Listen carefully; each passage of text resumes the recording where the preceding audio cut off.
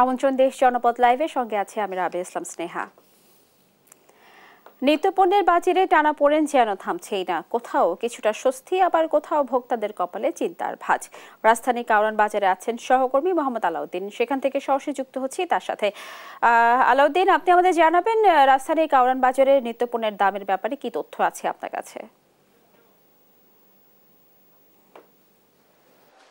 স্নেহা, আমি কিন্তু সকাল থেকেই রাজধানী কারওয়ান বাজারে আছি এবং এখানে এসে আমি যেমনটি দেখতে পাই যে আমি রাজধানীর এখানে কারওয়ান বাজারের সবজি বাজার ঘুরেছি এবং চালের বাজার ঘুরেছি এবং সেই সঙ্গে মাছের বাজারও ঘুরেছি এবং ঘুরে যেমনটি দেখতে পাই যে সবজির দামে কিন্তু প্রতি কেজিতে গত সপ্তাহের তুলনায় 10 থেকে 15 টাকা করে বৃদ্ধি পেয়েছে। সেই সঙ্গে আমি যদি মাছের বাজারের কথা বলি, মাছের বাজারেও কিন্তু দামটা কিছুটা বৃদ্ধি পেয়েছে এবং তারা বলছিলেন যেমনটি যে সরবরাহ কম থাকায় কিংবা নদীর মাছের যে আমাদের দেশি মাছের সরবরাহ কম থাকে কিন্তু সেখানে মাছের দামটা একটু বৃদ্ধি পেয়েছে। সেই সঙ্গে চাষের মাছ কিন্তু বাজারে আসছে, যে কারণে কিন্তু দামটি আগে থেকে নির্ধারিত হয়ে আসছে, যার ফলে তারা কিন্তু দামে এখানে কোনো রকম কম বেশি করতে পারছেন না। এই জন্য কিন্তু দামটা একটু বেশি বলছিলেন। সেই সঙ্গে এখন আমি আছি বর্তমানে এই মুহূর্তে রাজধানীর এই যে চালের গোডাউনে এবং আড়তগুলোতে আছে এবং এখানে ঘুরে আমি যেমনটি দেখতে পাই যে চালের দাম কিন্তু গেল সপ্তাহের তুলনায়ও এই সপ্তাহে কিছুটা বৃদ্ধি পেয়েছে। প্রতি কেজিতে কিন্তু 4 থেকে 5 টাকা করে বৃদ্ধি পেয়েছে। আমি যদি আপনাকে একটু দেখাই, আমার ঠিক পেছনে আপনারা দেখতে পাবেন যে এখানে বিভিন্ন রকমের বিভিন্ন ধরনের চাল রয়েছে। সেই সঙ্গে চালের গুণগত মান এবং চালের প্রকার ভেদে কিন্তু চালের দামও কিন্তু তারতম্য হচ্ছে। তো চাল কিন্তু প্রতি কেজিতে 55 থেকে 80 টাকা পর্যন্ত বিক্রি হচ্ছে। যেগুলো একটু মোটা চাল সেগুলো বিক্রি হচ্ছে 55 টাকা ধরে এবং যেগুলো মিনিকেট চাল সেগুলো বিক্রি হচ্ছে 80 টাকা, সর্বোচ্চ 80 টাকা দরে। সে সঙ্গে আমি যদি পোলাও চালের কথা বলি, পোলাও চাল 100 থেকে 130 টাকা কেজি দরে বিক্রি হচ্ছে। আর আমি যদি ডালের কথা বলি, ডালগুলো ইন্ডিয়ান ডাল যেগুলো রয়েছে সেগুলো 100 টাকা দরে বিক্রি হচ্ছে এবং দেশি মসুরির ডাল যেগুলো রয়েছে সেগুলো 130 টাকা দরে কিন্তু বিক্রি হচ্ছে। এখানে একজন চাল ব্যবসায়ী আছেন, আমি একটু তার সাথে কথা বলে জানতে চাইবো যে এই যে চালের দাম যে বৃদ্ধি পাচ্ছে এর কারণটা কি মনে হচ্ছে আপনার কাছে? আসলে ঈদের পরে চালের দাম হুট করে 1 কেজি প্রতি 5-6 টাকা বেড়ে গেছে। এটার কারণ একমাত্র দায়ী হলো যে বড় বড় কোম্পানি এবং বড় বড় মিল মালিকেরা, এদের কারণে বাজার বাড়তি। কেননা দেশে পর্যাপ্ত পরিমাণ ধান চাউল আছে এবং আমাদের এই 1-1.5 মাস আগে একটা সবচেয়ে বড় সিজন যেটা বড় সিজন, ওই সিজনটা আছে। এখন বাড়ার কোনো প্রশ্ন উঠে না, একমাত্র কোম্পানিদের কারণে আর এই বড় মিলের কারণে, এদের কারণে বাজারটা বেড়ে গেছে বেশি। এরা বলে ধানের দাম বেশি, আসলে কোনো ধানের দাম বেশি না, এদের সিন্ডিকেটের কারণে বাজার বেড়ে গেছে। কোন চালের কত দাম আজকে বাজার মূল্য একটু? আজকে মিনিকেট বেচছি, যে মিনিকেট বেচতাম আমরা মনে করেন 70-72 টাকা, সেই মিনিকেট 76-78 টাকা বেচতেছি। তারপরে 28 বেচতেছি, যে 28 বেচতাম 54-55, সে 28 57-58 টাকা থেকে 60 টাকাও বিক্রি করছে। তারপরে নাজির বিক্রি হচ্ছে আপনার 70 থেকে আপনার 80-85 টাকা কোয়ালিটি বেঁধে আর কি। এরকম প্রতিটা চালের দামে বেশি, বা এই একমাত্র কারণ কোম্পানিদের কারণে আর মিলওয়ালাদের কারণে। এদিকে সরবরাহ ঠিক আছে চালের? সরবরাহ সবই ঠিক আছে, কিন্তু এই চালের দামটা বেড়ে দিচ্ছে হঠাৎ করে ঈদের পরে। বাড়ার কোনো প্রশ্ন উঠে না, কোনো যুক্তি আসে না। আপনারা ব্যবসায়ী সমিতি থেকে বা আপনারা ব্যবসায়ী বৃন্দ যারা আছেন তারা কি এমনিতে কোনো উদ্যোগ নিয়েছেন বা কোনো রকম সরকারের হস্তক্ষেপ কামনার জন্য আপনারা কোনো রকম পদক্ষেপ নিচ্ছেন বা নিয়েছেন? আসলে আমরা মিডিয়ার মাধ্যমে, আপনাকে মিডিয়ার মাধ্যমে বলতে, সরকারকে বলতেছি যে চালের দাম এভাবে হলে তো যেন আমরা আমাদের প্রতিটা কাস্টমারের লগে জবাব দিতে হয়। আপনারা আজ বলেন কাল দাম, আজকে বলে এক দাম, কালকে বলেন আরেক দাম, এরকম হলে তো আমরা কিভাবে আপনাদের নিব? অনেক হোটেলওয়ালারা আমাদের লগে রেগে যায়, এভাবে আমাদের ক্ষতি হইতেছে। আমি মনে করি এটা সাধারণ মানুষের জন্য চাউলটা সরকার মনিটরিং করে, যেভাবে ছিল এভাবে থাকলে সাধারণ মানুষও বাঁচতে পারবো, আমরাও বাঁচতে পারবো। ধন্যবাদ আপনাকে। যেমনটি বলছিলেন যে চালের বাজারে কিন্তু সিন্ডিকেটের কারণে কিন্তু দামটি অনেকটা বৃদ্ধি পাচ্ছে। সেই সঙ্গে বড় বড় কোম্পানি যারা রয়েছে তারা কিন্তু চালের দামে কিছুটা দাম বৃদ্ধি করছে, যে কারণে আসলে এখানে যারা পাইকারি ব্যবসায়ী রয়েছেন তাদের পক্ষে কিন্তু দাম চাইলেও নাগালের মধ্যে রাখা সম্ভব হচ্ছে না। তো রাজধানী কারওয়ান বাজার থেকে চালের বাজারের সর্বশেষ এই ছিল আমার কাছে। স্নেহা। আলাউদ্দিন, আপনাকে ধন্যবাদ। দর্শক, কারওয়ান বাজার থেকে নিত্যপণ্যের দামের খবর শুনছিলাম। নিত্যপণ্যের বাজারে টানাপোড়েন যেন থামছে না। কোথাও কিছুটা স্বস্তি, আবার কোথাও ভোক্তাদের কপালে চিন্তার ভাঁজ। চট্টগ্রাম থেকে এই বিষয়ে জানাতে যুক্ত হচ্ছেন সহকর্মী আজিজা হক পায়েল। পায়েল, আপনি আমাদের জানাবেন বাজারে নিত্যপণ্যের সরবরাহ ও দাম কেমন রয়েছে, ক্রেতারা কি বলছেন? স্নেহা, আমি আপনাকে একটু জানিয়ে রাখি, এখন চট্টগ্রামে কিন্তু করোনা মহামারী খুব ভয়ঙ্কর ভাবে বাড়ছে। সেই সাথে এখন ঈদ পরবর্তী সময়ে বর্তমানে নিত্যপণ্যের বাজার কিছুটা ওঠানামা করছে। এখন সবজির দাম কিছুটা কম থাকলেও মাছের সরবরাহ বেড়েছে, তবে দাম কমেনি এমনটাই অভিযোগ করছিলেন এখানকার যারা ক্রেতা আসছেন তারা। তবে বিক্রেতারা বলছিলেন মাছের সরবরাহ বেড়েছে, সেই ক্ষেত্রে প্রতি কেজিতে 50 থেকে 100 টাকা কমেছে। কিন্তু পাল্টাপাল্টি অভিযোগ করছিলেন এখানে যারা ক্রেতা আসছিলেন, তারা বলছে মাছ প্রচুর রয়েছে বাজারে, তবে মাছের দাম কিছুটা কম বললেও কিন্তু মাছের দাম এখনো লাগামহীন, এমনটাই জানিয়েছেন আমাদের। আমরা একটু এখানে যারা ক্রেতা আসছে তাদের সাথে একটু কথা বলার চেষ্টা করব। বাজারে মাছের দাম কেমন দেখছেন? বাজারে মাছের দাম অত্যন্ত বেশি। আসলে আমরা যারা মধ্যবিত্ত আছি, নিম্ন মধ্যবিত্ত আছি, তারা সীমানার বাইরে মাছগুলা অত্যন্ত দামে। যে চিংড়ি মাছ 500-600 টাকা ছিল, সেগুলো এখন 900-1000 টাকায় বিক্রি করে, বা কাতাল মাছ 600-700 টাকায় বিক্রি করতেছে। আর অন্যান্য দ্বিতীয়ত নদীর মাছ না থাকাতে মাছের দাম একটু বেশি স্বাভাবিক, আমরা দেখতে পাচ্ছি। কিন্তু যেভাবে বাড়ছে, এটা সিন্ডিকেটের মাধ্যমে বাড়ানো হয়েছে মনে হয়, আমার মনে হয়। ধন্যবাদ। যেমনটি বলছিলাম যে মাছের সরবরাহ থাকলেও কিন্তু এখন মাছের দাম এখনো লাগামহীন, এমনটাই অভিযোগ ছিল এখানকার যারা ক্রেতা আসছেন তাদের। আমরা একটু বিক্রেতার সাথে কথা বলার চেষ্টা করবো, ওনার থেকে একটু জানার চেষ্টা করবো। এখন তো মাছের সরবরাহ বেড়েছে, কিন্তু এখনো মাছের দাম কমেনি কেন? আসসালামু আলাইকুম। এখন বর্তমান মাছ সবই পড়তেছে, যে এখনো মাছ ফুল মাছ আসে না। সাগরের সব বোট নামে না, এখন শীতকাল চলে তো, অভিযোগ চলে তো, সব বোট এখন সাগরে নামে না।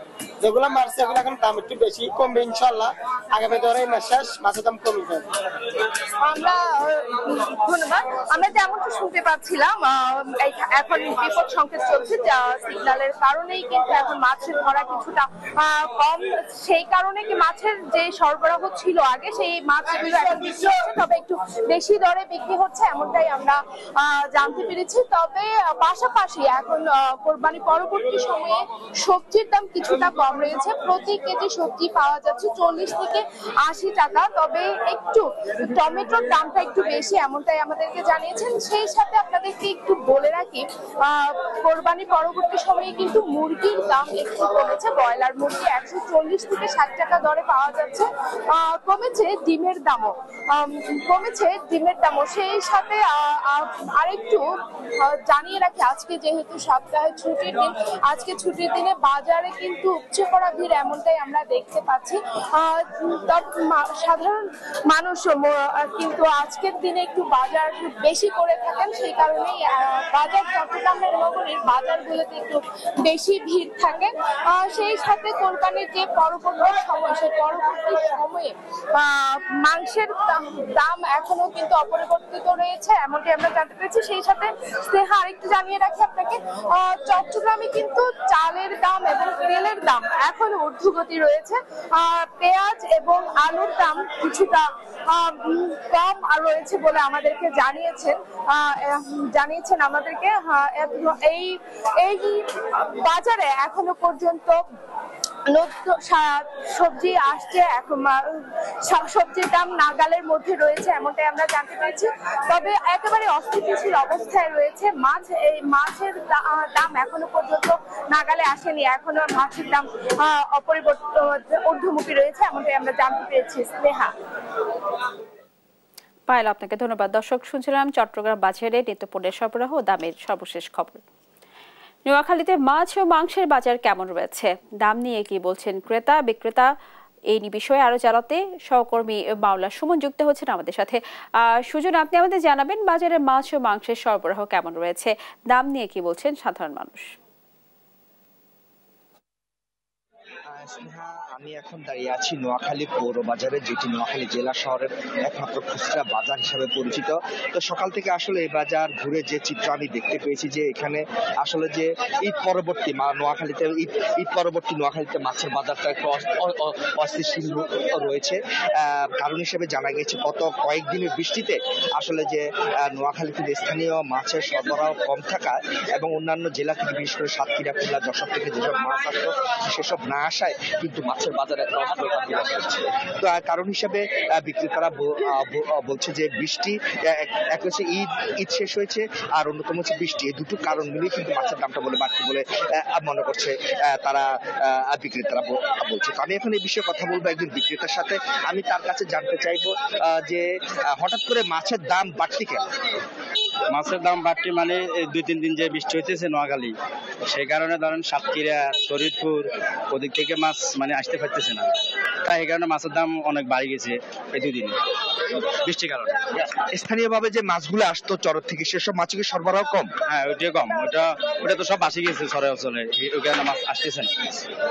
ধন্যবাদ আপনাকে। তিনি যেমনটি জানাচ্ছিলেন, যারা স্থানীয়ভাবে আসলে যেসব মাছ আসতো সেসব মাছের সরবরাহ কম থাকায় এবং যে যশোর, সাতক্ষীরা, খুলনা থেকে যেসব মাছ আসতো সেগুলো কম আসায় যে মাছের বাজারে একটা অস্থিরতা বিরাজ করছে। তা আমি একজন ক্রেতার সাথে কথা বলবো, তার কাছে জানতে চাইবো যে মাছের দাম কেমন মনে করছেন আপনি বাজারে? মাছের দাম খুব বেশি এখন, এই বৃষ্টি হওয়ার কারণে মাছের কম, আমদানি কম হওয়ায় মাছের দাম অনেক বাড়তি দেখা যাইতেছে। আমরা আসলে ক্রেতাদের ক্রয়ের বাইরে পুরো বাজারে আজকে এরকম অবস্থা দেখা যাইতেছে আর কি। ধন্যবাদ আপনাকে। তিনি আসলে মাছের দাম বেশি বলে জানাচ্ছিলেন যে সাধারণ মানুষের ক্রয় সীমার বাইরে মাছের দাম বলে তিনি জানিয়েছেন। অন্যদিকে আমি যদি মাংসের বাজারের কথা একটু বলি, তাহলে যে ব্রয়লার মুরগির দাম সহনীয় পর্যায়ে হলেও কিন্তু যে অন্যান্য জাতের মুরগি রয়েছে, বিশেষ করে যে হাইব্রিড কক এবং সোনালী কক নামে দুটি মুরগি রয়েছে, দুটি মুরগি বিক্রি হচ্ছে 300 থেকে 320 টাকা কেজি ধরে। অপরদিকে লেয়ার মুরগি বিক্রি হচ্ছে 350 টাকা কেজি ধরে। অপরদিকে গরুর মাংস কিন্তু এখন কিন্তু অস্থিতিশীল পর্যায়ে রয়েছে, 800 টাকা কেজি ধরে এখনো বিক্রি হচ্ছে ঈদ পরবর্তী বাজারে। একই সাথে খাসির মাংস বিক্রি হচ্ছে 1100 টাকা কেজি ধরে। এ হচ্ছে নোয়াখালী থেকে বাজার নিয়ে আমার কাছে সর্বশেষ। সুজন, আপনাকে ধন্যবাদ জানাচ্ছি। দর্শক, শুনছিলাম নোয়াখালীর বাজারে মাছ ও মাংসের সরবরাহ এবং তার দাম নিয়ে বিস্তারিত। দেখছেন দেশ জনপদ লাইভ। দেশ জুড়ে বেড়েছে ডেঙ্গুর প্রকোপ। বরগুনার সংক্রমণের সবশেষ পরিস্থিতি নিয়ে জানাতে যুক্ত হচ্ছেন সহকর্মী রিয়াজ আহমেদ মুসা। মুসা, আপনি আমাদের জানাবেন জেলায় ডেঙ্গু আক্রান্তের সংখ্যা কেমন, আর সেই সাথে জানাবেন হাসপাতালে প্রয়োজনীয় চিকিৎসা সেবা মিলছে কিনা। অসংখ্য ধন্যবাদ।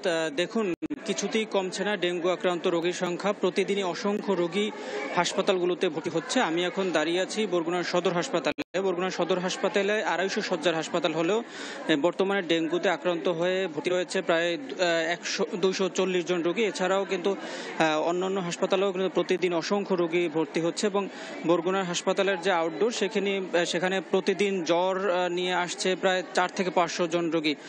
সর্বোপরি বরগুনার চিত্র খুবই ভয়াবহ। এই ভয়াবহ চিত্রের মধ্যে এই ডেঙ্গু আক্রান্ত রোগীদের মধ্যে আতঙ্ক ছড়িয়ে পড়েছে। ডেঙ্গু আক্রান্ত হয়ে কিন্তু বরগুনাতে এখন পর্যন্ত বরগুনা সদর হাসপাতালে কিন্তু 5 জন রোগী মারা গিয়েছে। এছাড়াও কিন্তু বরগুনা থেকে অন্যত্র রেফারকৃত যে রোগী, সেখানেও কিন্তু প্রায় 13 থেকে 14 জন রোগী মারা গিয়েছে।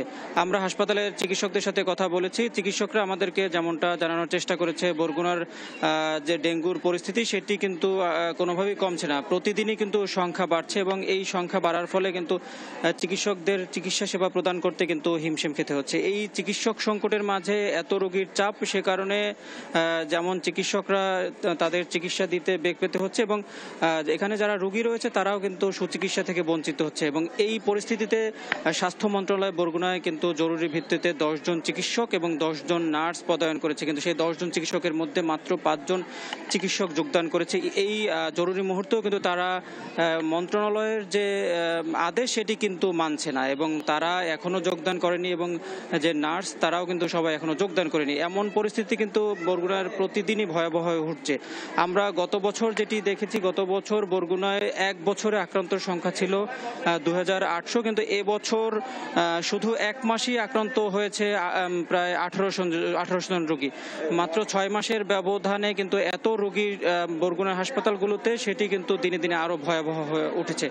ইতিমধ্যে আমরা দেখেছি বরগুনায় ডেঙ্গুর প্রাদুর্ভাব, বিশেষ করে এডিস মশার প্রাদুর্ভাবের কারণ অনুসন্ধানের জন্য ঢাকা থেকে আইএডিএসিআর থেকে অনুসন্ধান করতে গবেষকরা এসেছেন। তারা প্রায় 4 দিন ধরে অনুসন্ধান করছেন। তাদের সাথেও আমাদের কথা হয়েছে। তারা আমাদেরকে যেমনটা জানানোর চেষ্টা করেছে যে বরগুনার মানুষ এখানে বৃষ্টির পানি সংরক্ষণ করে রান্নাবান্না এবং নিত্য প্রয়োজনীয় কাজে, সেই বৃষ্টির পানির মধ্যে এডিস মশার লার্ভা জন্মায় এবং সেখান থেকেই কিন্তু প্রতিটি বাসা বাড়িতে এখন এডিস মশা ছড়িয়ে গিয়েছে। এবং তারা আরেকটি বিষয় যেমন বলার চেষ্টা করেছে যে শুধু এখানে যে স্থানীয় প্রশাসন তারা যে মশক নিধন কার্যক্রম পরিচালিত করে সেটি করলেই হবে না, প্রতিটি বাসায় প্রতিটি মানুষ এবং পরিবারের পক্ষ থেকেও কিন্তু এই মশক নিধনের কার্যক্রম চালাতে হবে এবং তাহলেই কিন্তু এডিস মশার যে প্রাদুর্ভাব সেটি কিন্তু কমে আসবে। এই ছিল বরগুনা থেকে আমার কাছে সর্বশেষ। মুসা, আপনাকে ধন্যবাদ আছি। দর্শক, শুনছিলাম বরগুনা থেকে ডেঙ্গুর প্রকোপ নিয়ে সর্বশেষ খবর। বাড়ছে করোনার প্রকোপ, দেশ জুড়ে হাসপাতালগুলোতে চলছে প্রস্তুতি। রংপুরের পরিস্থিতি জানাতে যুক্ত হচ্ছেন সহকর্মী রফিকুল ইসলাম। রফিক, আপনি আমাদের জানাবেন সবশেষ করোনায় কতজন শনাক্ত হয়েছে এবং সেই সাথে জেলায় পর্যাপ্ত কিট মজুত রয়েছে কিনা। সিনহা, আপনি জানেন যে নতুন রূপে নতুন ভ্যারিয়েন্টে করোনার যে থাবা সেটি শুরু হয়েছে বা সেই খবর আমরা পেয়েছি। তবে রংপুরে এখন পর্যন্ত এই করোনায় কারা আক্রান্ত হয়েছেন কিনা এমন কোনো খবর পাওয়া যায়নি। কারণটি হচ্ছে যে রংপুরে এখন পর্যন্ত করোনার সংগ্রহের যে নমুনা সংগ্রহ করার জন্য যেসব কিট আসবার কথা সেটি এখন পর্যন্ত আসেনি। আমরা জানি যে রংপুর বিভাগে 8টি জেলা, একটি সিটি কর্পোরেশন এবং 58টি উপজেলা রয়েছে। সিভিল সার্জনের সঙ্গে আমরা কথা বলেছি, তিনি বলেছেন যে এখন পর্যন্ত করোনার নমুনা সংগ্রহের যে কিট সেটি তারা হাতে পায়নি। তবে আরেকটি বিষয় যে রংপুর মেডিকেল কলেজ হাসপাতাল এবং দিনাজপুর শাহ আব্দুর রহিম মেডিকেল কলেজ হাসপাতাল, এখানে 5টি পিসিআর মেশিন ছিল, সেটি মেরামত করা হয়েছে। একই সঙ্গে আমরা দেখেছি যে এখানে যে আইসোলেশন ওয়ার্ডগুলো রয়েছে সেই আইসোলেশন ওয়ার্ডগুলো পরিষ্কার পরিচ্ছন্ন করা হয়েছে, পরিচ্ছন্ন করে রাখা হয়েছে। যে কোনো পরিস্থিতিতে তারা প্রস্তুতি নিয়েছেন, এমনটি রংপুর মেডিকেল কলেজ হাসপাতালের যিনি পরিচালক রয়েছেন ব্রিগেডিয়ার, তিনি আমাদেরকে জানিয়েছিলেন। একজন ব্রিগেডিয়ার জেনারেল দায়িত্ব রয়েছে, তিনি আমাদেরকে জানিয়েছিলেন। তবে আরেকটি বিষয় আপনাকে জানিয়ে রেখেছি যে এই করোনার যে উপসর্গ রয়েছে জ্বর, সর্দি, কাশি, এমন উপসর্গ নিয়ে মানুষজন কিন্তু স্থানীয় যে ফার্মেসিগুলো রয়েছে সেগুলো থেকে কিন্তু ওষুধ কিনছেন। এমনটি আমরা ফার্মেসিগুলো থেকে খোঁজ নিয়েছি, কিন্তু যেহেতু কিট নেই, পরীক্ষা করবার কোনো উপকরণ নেই, সেহেতু এখানে আক্রান্তের সংখ্যাও আমরা জানি না বা আমাদেরকে জানানো হয়নি স্বাস্থ্য বিভাগ থেকে। আরেকটি বিষয় বলে রাখি যে মানুষজন যে সচেতনতা বৃদ্ধির নিজে থেকেই সচেতন হওয়ার কথা সেটি কিন্তু আমরা দেখছি না। অর্থাৎ মাস্ক পরা, সামাজিক দূরত্ব মেনে চলা, হাট বাজারগুলোতে একটু দেখে শুনে চলা, এরকম কিন্তু আমরা দেখিনি। একেবারে মানুষ অন্যান্য দিনের বা অন্যান্য সময়ের মতো যেরকম স্বাভাবিক চলাফেরা করবার কথা মানুষজন সেভাবেই চলাচল করছে। স্বাস্থ্য বিভাগ বলছে যে নিজে থেকেই যদি মানুষজন এই সচেতন না হয় তাহলে করোনার যে প্রকোপ সেটি কিন্তু ভয়াবহ আকার ধারণ করতে পারবে। যেহেতু আমরা স্বাস্থ্য বিভাগের সঙ্গে কথা বলেছি, স্থানীয় ফার্মেসিগুলোতে কথা বলেছি, তো করোনার যে উপসর্গ নিয়ে মানুষজন আসছেন সেটি কিন্তু লক্ষণীয়। এই অবস্থায় পরীক্ষা করলে হয়তো বা করোনার যে প্রকোপ সেটি দেখা যেতে পারে, এমনটি আশঙ্কা করা হচ্ছে। একটি বিষয় জানিয়ে রাখি যে এর আগের বার যে করোনার প্রকোপ শুরু হয়েছে সেক্ষেত্রে রংপুর বিভাগের সব থেকে বেশি মানুষ আক্রান্ত হয়েছিল দিনাজপুরে, এরপরেই রংপুরে হয়েছিল। তো সব মিলে মানুষ যদি নিজে থেকেই সচেতন না হয় তাহলে এই করোনার প্রকোপ এই অঞ্চলে বেড়ে যেতে পারে, এমনটি আশঙ্কা করছে স্বাস্থ্য বিভাগ। একই সঙ্গে ব্যক্তি পর্যায়ে সচেতনতা বৃদ্ধির দাবিও তুলেছেন তারা। স্নেহা। রফিক, আপনাকে ধন্যবাদ জানাচ্ছি। দর্শক, শুনছিলাম করোনার সর্বশেষ পরিস্থিতি নিয়ে বিস্তারিত। সাভারে মহাসড়কের পাশেই গড়ে উঠেছে ময়লার ভাগাড়, যা শুধু পরিবেশ নয় জনস্বাস্থ্য ফেলছে বিরূপ প্রভাব। এই বিষয়ে বিস্তারিত জানাতে আমাদের সঙ্গে যুক্ত হচ্ছেন সহকর্মী দেওয়ান ইমন। ইমন, আপনি আমাদের জানাবেন মহাসড়কের পাশে এইভাবে ময়লার স্তূপ কেন গড়ে উঠেছে, সেই সাথে জানাবেন জনদুর্ভোগ নিয়ে স্থানীয় প্রশাসনের ভূমিকা কি। স্নেহা, আপনাকে ধন্যবাদ। আমি এই মুহূর্তে রয়েছি সাভার বাজার বাস স্ট্যান্ডে এবং এই বাজার বাস স্ট্যান্ডে দেখতে পাচ্ছেন যে এভাবে কিন্তু ঢাকার যে মহাসড়ক যেটি সেই মহাসড়কে কিন্তু লোকাল লেনে এইভাবেই কিন্তু প্রতিনিয়ত ময়লা ফেলে কিন্তু স্তূপ গড়ে তোলা হচ্ছে। এখন যেহেতু বর্ষার সিজন, বৃষ্টিতে কিন্তু এই যে ময়লাগুলো বাসা বাড়ি কলকারখানা এবং এই যে হসপিটালে যে সমস্ত ময়লা এখানে ফেলা হচ্ছে, এই সমস্ত ময়লা কিন্তু একদিকে যেমন এই বৃষ্টিতে এখান থেকে যেহেতু এখন যেই সিজনটি চলছে, এই সিজনে যেহেতু মশার খুব উপদ্রব, তাই এই সমস্ত এই ময়লা থেকে কিন্তু মশার উপদ্রবটাও বেড়ে যাচ্ছে প্রতিনিয়ত। যেহেতু এই এখানকার যে তরল বর্জ্যগুলো, এগুলো যেহেতু বিভিন্ন স্থানে ছড়িয়ে যাচ্ছে বৃষ্টির সময়, সেখান থেকে কিন্তু এই যে মশা, সেটি কিন্তু এখন এইখান থেকে কিন্তু উৎপন্ন হচ্ছে এবং এই ডেঙ্গুর যে প্রকোপটা, এটাতে কিন্তু একটি ঝুঁকি রয়েছে এই সমস্ত ময়লার কারণে। পাশাপাশি আমরা দীর্ঘদিন ধরে দেখছি যে এই যে সড়কের পাশে কিন্তু এভাবে ময়লা ফেলে কিন্তু পরিবেশ দূষণ করা হচ্ছে। যেহেতু এটি সাভার বাজার বাস স্ট্যান্ড, একদমই স্ট্যান্ডের মধ্যে এভাবে ময়লা ফেলার কারণে কিন্তু এই সড়ক যারা ব্যবহার করছেন তারা যেভাবে প্রতিনিয়ত দুর্ভোগ পোহাচ্ছেন, পাশাপাশি এখানে যারা স্কুল পড়ুয়া শিক্ষার্থী রয়েছেন, যারা এই সড়কগুলো ব্যবহার করছেন, তারা কিন্তু প্রতিনিয়ত এই দুর্ভোগের শিকার হচ্ছেন। আমরা দেখছিলাম যে কিছুক্ষণ আগে এই যে পৌর কর্তৃপক্ষের একটি গাড়ি কিন্তু এখানে দেখতে পাচ্ছেন, যেটা আমাদের উপস্থিতিতে কিন্তু স্থানীয় যারা এখানকার লোকজন আছে তারা কিন্তু এই গাড়িটিকে আটকিয়েছেন, যেখানে পৌর কর্তৃপক্ষ, এখন যিনি প্রশাসকের দায়িত্বে রয়েছেন সাভার উপজেলা নির্বাহী কর্মকর্তা, তিনি কিন্তু নির্দেশনা দিয়েছিলেন যে কোনোভাবেই যেন সড়কের পাশে ময়লা ফেলা না হয়। সবচেয়ে বড় কারণ হচ্ছে সাভারে যেহেতু স্থায়ী কোনো ডাম্পিং জোন নেই, সে কারণে কিন্তু পাশে ময়লাগুলো ফেলা হচ্ছিল এবং যেহেতু পৌর প্রশাসক তিনি যেহেতু নির্দেশনা দিয়েছেন যেন কোনোভাবে যেন সড়কে ময়লা ফেলা না হয়, অথচ সেই নির্দেশনা উপেক্ষা করে কিন্তু পৌর কর্তৃপক্ষই কিন্তু স্বয়ং এখানে এই যে সড়কের পাশে যে ময়লার স্তূপগুলো গড়ে উঠেছে, বাগারগুলো গড়ে উঠেছে, সেগুলো কিন্তু খুব পৌর কর্তৃপক্ষ কিন্তু এখানে ফেলছে। এবং এখন যেই বাহনটিকে দেখছেন, এই বাহনটি কিন্তু পৌরসভার বাহন এবং এই বাহনে করে কিন্তু তারা কিন্তু এখানে ময়লাগুলো ফেলছেন। আমরা কিছুক্ষণ আগে দেখছিলাম যে এখানে এই বাহনটিতে করে কিন্তু বিভিন্ন বাসাবাড়ি থেকে ময়লা তারা নিয়ে আসছেন এবং ময়লা নিয়ে আসার পরে কিন্তু এখানে ফেলছিলেন। আমরা এছাড়াও দেখছিলাম যে আশপাশে যারা স্থানীয় বাসিন্দা রয়েছেন তারাও কিন্তু, যেহেতু এখানে পৌরসভা থেকেই খোদ ময়লা ফেলা হচ্ছে, সেই কারণে কিন্তু তারা নিজেরাও কিন্তু এখানে ময়লা ফেলছিলেন। আমরা কয়েকজন পথচারীর সাথে কিছুক্ষণ আগে কথা বলছিলাম, তারা যেমনটি বলছিলেন তারা কিন্তু নানাভাবে চরম কিন্তু দুর্ভোগের শিকার হচ্ছেন এই সড়কটি ব্যবহার করতে গিয়ে। সকলে কিন্তু না ঢুকলে কিন্তু এই সড়কটি দিয়ে তারা কিন্তু তাদেরকে যেতে হচ্ছে। আমরা একজন দেখছি যে একজন অটো চালক রয়েছেন, এই সড়ক ব্যবহার করছেন। কি ধরনের দুর্ভোগ সমস্যা হয় এই সড়কটি ব্যবহার? সমস্যা অনেক সমস্যা। এইসব একটা মেন রাস্তা এরকম ময়লা আবর্জনা ফালাই রাখলে তো অনেকেরই সমস্যা হয় স্যার। আমরা কি করব? বড় বড় লোকেরাই তো কিছু বলে না, আমরা কি করলাম? অনেক দুর্গন্ধ তো আসে, এটা তার কোয়ার কিছু নাই। আপনারা তো নিজের চোখে দেখতেছেন, আমাকে কি বলার আছে বলেন? আমরা হলো গরিব মানুষ, আমরা কিছু বলবার গেলে আমাকে উল্টা কথা বলে অনেকেই।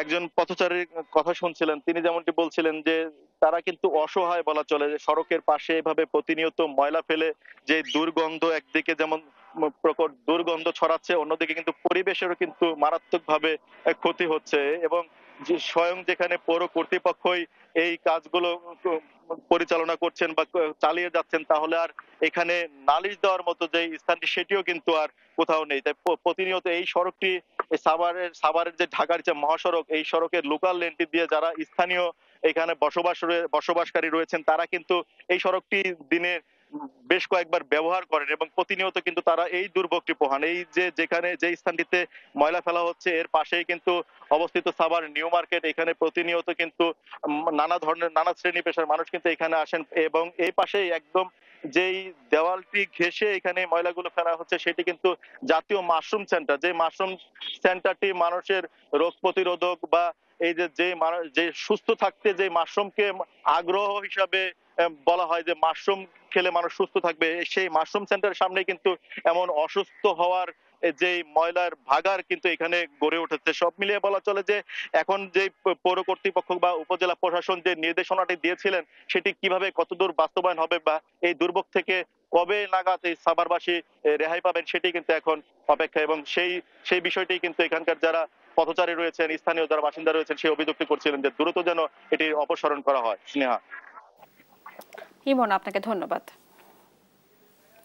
চট্টগ্রাম বন্দর বিদেশি কোম্পানিকে ইজারা দেওয়ার চক্রান্তের প্রতিবাদে বাম গণতান্ত্রিক জোট বাসুদের ব্যানারে বিক্ষোভ হচ্ছে বরিশালের রাজশাহী কুমার হল চত্বরে। এ বিষয়ে আরো জানাতে সরাসরি যুক্ত হচ্ছেন সহকর্মী শাকিল মাহমুদ। শাকিল, আপনি নিশ্চয়ই আমাকে শুনতে পাচ্ছেন। শাকিল, আপনি আমাদের জানাবেন বিক্ষোভ কর্মসূচিতে কারা কারা অংশ নিয়েছেন এবং সেই সাথে পুরো ঘটনাকে ঘিরে স্থানীয় জনগণের সাড়া কেমন দেখছেন?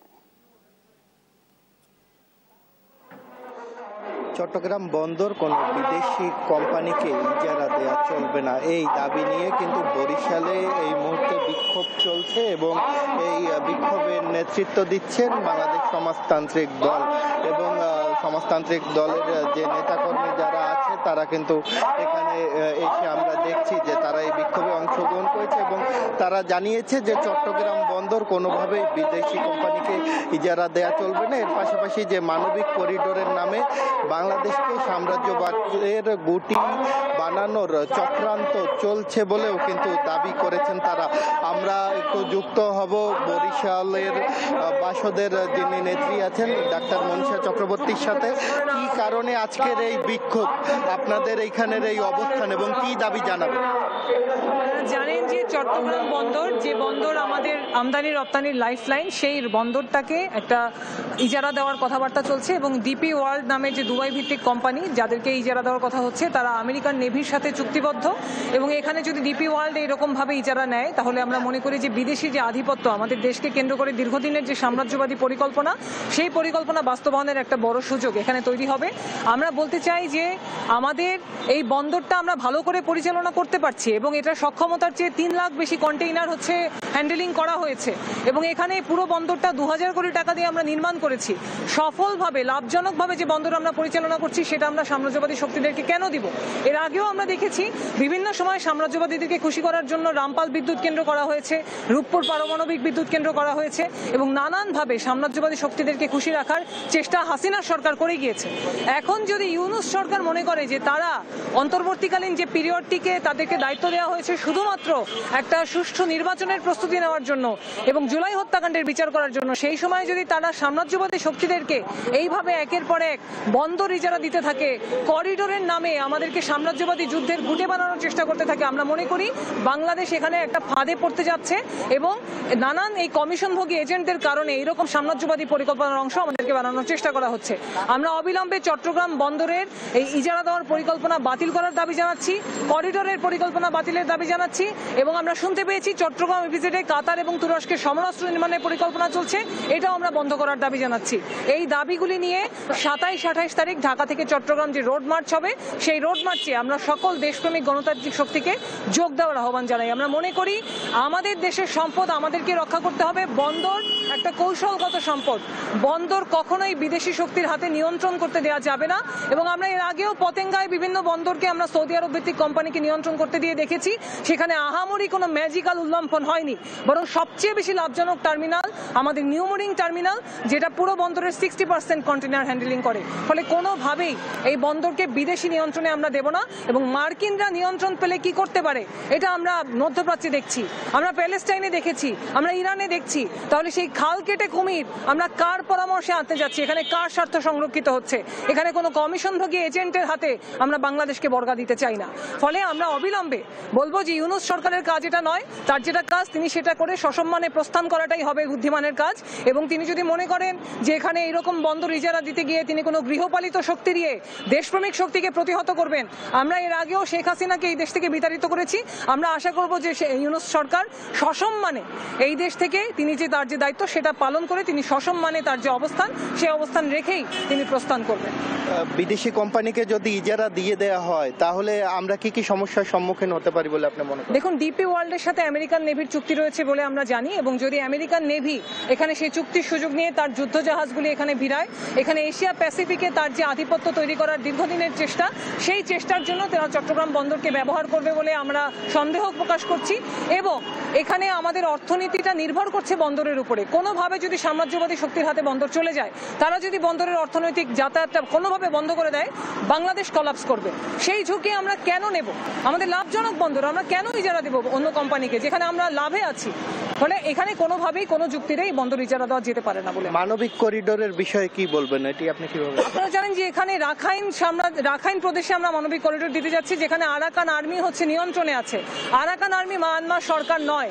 ফলে মায়ানমার সরকারের একটি বিদ্রোহী গ্রুপ যারা আমেরিকার মদতপুষ্ট, তাদেরকে মানবিক করিডোর দেওয়ার নামে আমরা আমেরিকাকে সহযোগিতা করতে গিয়ে মায়ানমার সরকার এবং এখানে আরো যে বড় শক্তিগুলি রয়েছে তাদের বিরাগভাজন হয়ে আমাদের এখানে কি লাভ?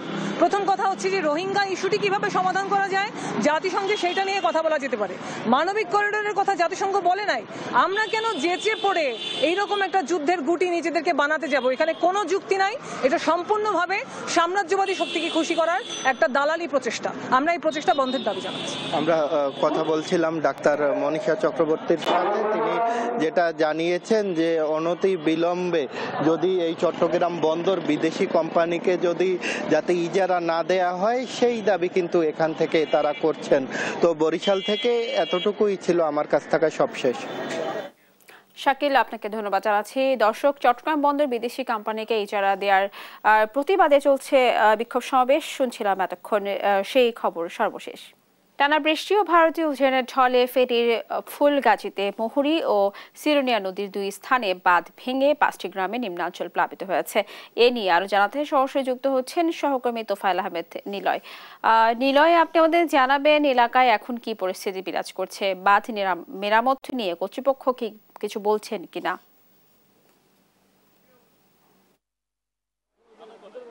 ধন্যবাদ স্নেহা। আমি এই মুহূর্তে রয়েছি ফুলগাজী সদর উপজেলার উত্তর বরিয়া এলাকায়। আমরা এখানে দেখেছি যে গতকাল রাত 10টার ঠিক পর থেকে এখানে একটি মুহুরী নদীতে একটা ভাঙন সৃষ্টি হয়। সেই ভাঙনের কবলে পড়ে এই এলাকার মানুষের ঘর বাড়ি, পুকুরের মাছ সহ নানান ক্ষতিগ্রস্ত হয়েছে। এছাড়া আমরা এর আগে খবর পেয়েছিলাম যে সিলোনিয়া নদীতে গোসাইপুর এলাকায় সেখানেও একটি ভাঙন সৃষ্টি হয়েছিল। সেই ভাঙন রোধে সেখানে এখানকার স্থানীয় প্রশাসন এবং পানি উন্নয়ন বোর্ড তারা দ্রুত পদক্ষেপ করে সেই ভাঙন রোধের জন্য চেষ্টা করেছিল। তারপরেও এখনও সেখান দিয়ে ছুঁই ছুঁই পানি বের হচ্ছে। তবে আমরা সবচেয়ে এই ভাঙনটি এই উত্তর বরিয়াতেই বড় রয়েছে। এই ভাঙনের কবলে পড়ে এখানকার মানুষ সর্বত্রহারার হয়ে কিন্তু জীবনযাপন করছে। তবে এই এলাকার মানুষের সবচেয়ে বেশি দাবি ছিল যে আসলে দীর্ঘ সময় মানুষ প্রতি বছর এলেই আসলে এই মুহুরী, কহুয়া এবং সিলোনিয়া নদীর বন্যা নিয়ন্ত্রণ বাঁধ ভেঙে এই এলাকার মানুষের ব্যাপক ক্ষতিগ্রস্ত হয়। তারা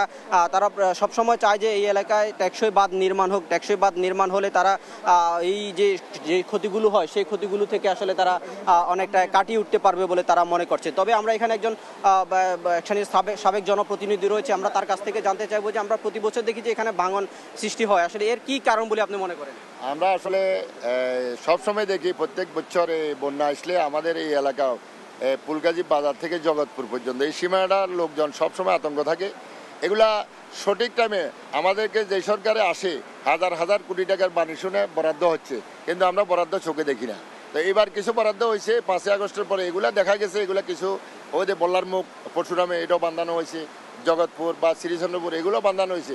তবে আমরা চাই এই বাজার থেকে ওদের জগৎপুর পর্যন্ত এই বাঁধটা সুন্দর করে এটা আইডেন্টিফাই করে কোথা কোথা ভাঙতে পারে এটা সিলেকশন করে যদি ব্যবস্থা না হয় তাহলে এগুলা সমস্যার সমাধান করা যাবে।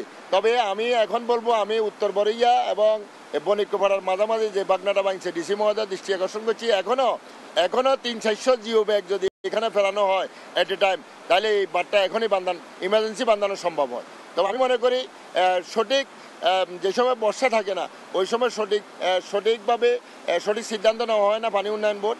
এইসব কারণে এই বন্যা আসলে এগুলো তাড়াহুড়া করে এক জায়গা না এক জায়গা ভেঙে আমরা ক্ষতিগ্রস্ত হই। তো আমি আশা করি অতি সত্বর ডিসি মহোদয় যদি এগুলা ওনাদের পানি উন্নয়ন বোর্ড কর্মকর্তার নির্দেশ দেয় তাহলে আইডেন্টিফাই করে যদি এগুলা রিপেয়ারিং করা হয়, যদি এগুলা বাঁধানো টেকসই বাঁধ বাঁধা ফুলগাজী উপজেলাবাসী আগামীতে আর কষ্ট করতে হবে না ইনশাআল্লাহ। শুনছিলাম আমরা এখানকার একজন সাবেক জনপ্রতিনিধির বক্তব্য, তিনি বলছিলেন যে আসলে এখানে বন্যা নিয়ন্ত্রণ বাঁধের যে নানান ধরনের অনিয়ম দুর্নীতি হয় সে কারণে আসলে এটি স্থায়ীভাবে কিন্তু সমাধান করা হয় না বলে তারা বলছে। তবে আমরা দেখেছি এখানকার একটু আগে এখানকার একজন পোলট্রি খামারের সাথে কথা হয়েছে, তিনি বলছিলেন যে এই যে তার যে একদম পোলট্রি রয়েছে প্রায় 300 মুরগির ছিল সেখানে, গতকাল রাতে আসলে ভাঙনাটি ভাঙার সাথে সাথে তার মুরগিগুলো জোয়ারে পানিতে ভেসে গেছে, তার প্রায় 6 থেকে 7 লক্ষ টাকা ক্ষতিগ্রস্ত হয়েছে বলে কিন্তু বলছেন। তবে এছাড়া আমরা আরো একজন মৎস্য চাষীর সাথে কথা বলেছিলাম, তিনিও বলছিলেন যে তার প্রায় 3 লক্ষ টাকার মাছ তিনি তার প্রায় 50 একর জমিতে তিনি পুকুরে তিনি মাছ চাষ করেছিলেন, সেটিও কিন্তু এই ভাঙনা সৃষ্টির কারণে কিন্তু সেগুলো কিন্তু ভাঙনা পানিতে কিন্তু ভেসে গেছে বলে কিন্তু মনে করছেন। তবে এখানকার পানি উন্নয়ন বোর্ড কিন্তু তার গাফলতির কথা অস্বীকার করে তারা বলছে যে তারা টেকসই বাঁধ নির্মাণে কিন্তু কাজ করছে। তবে যে ভাঙনাটি ভেঙেছে, যে ভাঙনগুলো রয়েছে সেগুলো মেরামতের জন্য আসলে পানি কমলে সেগুলো ভাঙবে বলে তার সংস্কার করবে বলে তারা বলছে। এই ছিল আমার কাছে মুহুরী নদী এবং কহুয়া নদীর বন্যা নিয়ন্ত্রণ বাঁধ ভাঙা নিয়ে সর্বশেষ তথ্য। নিলয়, আপনাকে ধন্যবাদ। দর্শক, ভারতের উজানের ঢলে বাঁধ ভেঙে যাওয়ার খবর জানাচ্ছিলেন ফেনী থেকে আমাদের সহকর্মী।